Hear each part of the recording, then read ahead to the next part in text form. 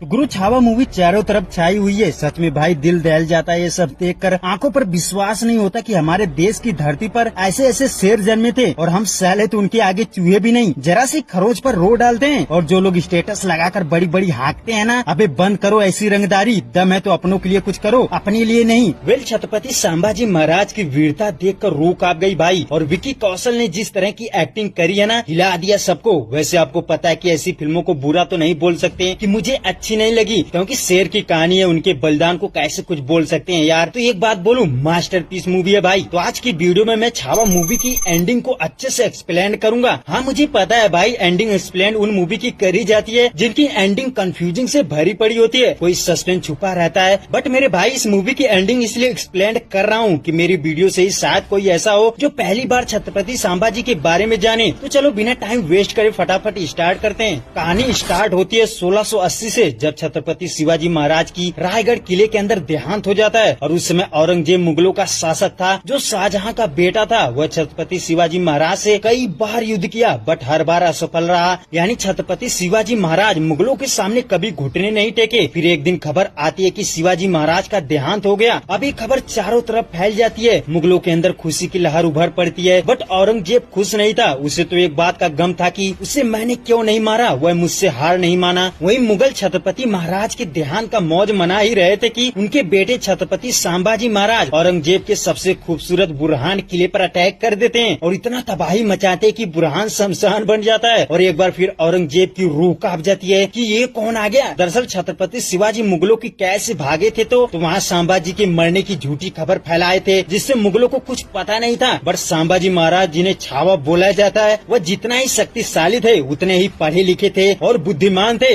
अब औरंगजेब बौखला जाता है। वह कसम खाता है कि जब तक मैं संभाजी को पकड़ूंगा नहीं, तब तक मैं अपना ताज पहनूंगा नहीं। और फिर औरंगजेब रणनीति बनाता है, 8 लाख सेना को दक्कन की तरफ भेज देता है। यानी वह दक्कन को चारों तरफ से घेरना चाहता था। और औरंगजेब ने ये भी बोला कि जहाँ जहाँ जाओ शमशान बना दो। और फिर औरंगजेब की सेना जहाँ जहाँ जाती है, सबको मौत के घाट उतार देती है। वह औरतों, बच्चों, किसी को भी नहीं छोड़ते। अब ये खबर संभाजी महाराज को मिलती है, तो एक प्लान बनाते हैं कि हम उनके आक्रमण का इंतजार नहीं करेंगे, बल्कि वह जहाँ जहाँ जा रहे हैं वहीं पर हम छुप कर वार करेंगे। तो संभाजी महाराज अपने लोगों को लेकर निकल जाते हैं। तो कहीं जंगल में युद्ध करते हैं, तो कहीं खेतों में छुपकर, तो कहीं पानी में। यानी औरंगजेब की सेना को धूल चटा देते हैं और लगभग आधी सेना को ऐसे ही खत्म कर दिया। और इसी बीच संभाजी महाराज के बहुत ही करीबी सरलश्कर हम्बीराव मोहिते जी मारे जाते हैं। दुश्मन की तोप का गोला उन्हें लग जाता है और वह मारे जाते हैं। ये खबर सुनकर संभाजी महाराज अंदर अंदर से टूट जाते हैं। और फिर वह एक प्लान बनाते हैं कि हम संगमेश्वर से अटैक करेंगे और सभी प्रांत से प्रांत वासियों को आदेश है कि वे कल सूर्यास्त तक संगमेश्वर में इकट्ठा होंगे। बट संगमेश्वर में उस रात संभाजी महाराज 150 सेना के साथ मौजूद थे। बट उनके ही साम्राज्य के 2 शख्स, कान्होजी और गानोजी के नाम के 2 गद्दार गद्दारी कर देते हैं और संभाजी महाराज जहाँ पर थे, यानी संगमेश्वर का खुफिया रास्ता बता देते हैं। और उन्हीं 2 गद्दारों की वजह से उसी रात औरंगजेब की सेना अटैक कर देती है। अब संभाजी महाराज अपनी सेना के साथ लड़ने लगते हैं। ये मंजर इतना भयानक था कि रूह कांप जाती है देखकर। मुगल सेना भले ही मराठा की सारी सेना को मार देती है, पर छावा अकेले ही सब पर भारी था। वह अकेले ही 1000 मुगलों से लड़ रहा था और किसी के भी पकड़ में नहीं आते। तो मुगल संभाजी को जंजीरों से बांधकर कंट्रोल करते हैं। कभी कलश और संभाजी महाराज को औरंगजेब के पास लाया जाता है। अब औरंगजेब शेर को देखकर हिल जाता है। वह उनसे बोलता है कि तुम इस्लाम धर्म कबूल कर लो, हम तुम्हें छोड़ देंगे। पर संभाजी महाराज नहीं मानते। औरंगजेब संभाजी के सिर्फ चीखे निकालने के लिए सारे प्रयास करता है। वह सबसे पहले उनके नाखून निकालता है और जख्म पर नमक छिड़कता है, फिर भी संभाजी महाराज के मुंह से उफ तक नहीं निकलता। औरंगजेब भी हार मान लेता है कि ये कैसा शेर है और लास्ट में संभाजी महाराज की जीभ और आंखें निकालकर मार देता है। और औरंगजेब खुद बोलता है कि अगर मेरे पास संभाजी जैसा एक भी बेटा होता तो मैं हिंदुस्तान क्या पूरी दुनिया पर फतेह कर लेता। इतिहास गवाह है भाई, जब जब हिंदुस्तान की धरती पर कोई वीर मरा है, उसका मेन कारण उनके ही अपने शत्रु होते हैं। अगर कान्होजी और गानोजी जैसे गद्दार नहीं होते तो शायद संभाजी अपनी रणनीति से औरंगजेब का किस्सा खत्म कर देते। तो भाई, ये थी हमारे देश के शेर यानी छावा की कहानी, जिसने लाखों मुगलों के सामने भी घुटने नहीं टेका और अंत में खूंखार औरंगजेब भी उनके सामने नतमस्तक हो गया। हालांकि आपको बता दें कि औरंगजेब को मारने वाले व्यक्ति का नाम बुंदेल राजा वीर छत्रसाल था, जिन्होंने औरंगजेब के शरीर पर इतनी चोट दिए कि वह लगभग 3 महीने तक बिस्तर पर तड़पता रहा और 1707 ईस्वी में तड़प तड़प कर मारा गया। वेल, जाओ देख कर आओ छावा। आपको कैसी लगी विक्की कौशल की एक्टिंग कमेंट करके जरूर बताएं।